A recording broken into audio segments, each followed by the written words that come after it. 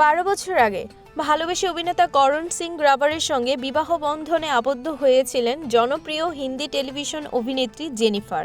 তবে সেই সংসার বেশি দিন স্থায়ী হয়নি। মাত্র 2 বছরের মাথায় 2014 সালে ভেঙে যায় তাদের বিয়ে।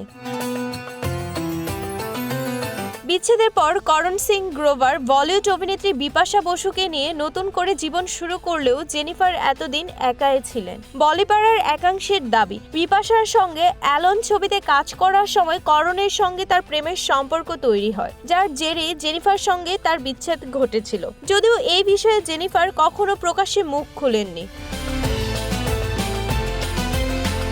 দীর্ঘদিন সিঙ্গেল থাকার পর আবার জেনিফার ব্যক্তিগত জীবন নিয়ে জোর চর্চা শুরু হয়েছে মুম্বাইয়ের বিনোদন পাড়ায়। গুঞ্জন উঠেছে সম্প্রতি জেনিফার আবার বিয়ে করতে চলছেন। পাত্র আর কেউ নয়, তারই অত্যন্ত জনপ্রিয় ধারাবাহিক দিল মে গায়ে এর সহ অভিনেতা করণ ওয়াদি।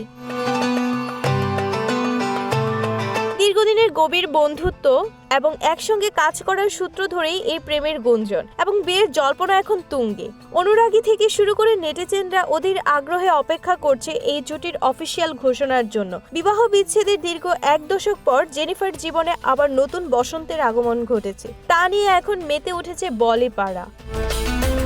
বিথিরানী মণ্ডল, প্রাইম টিভি, ডেস্ক রিপোর্ট।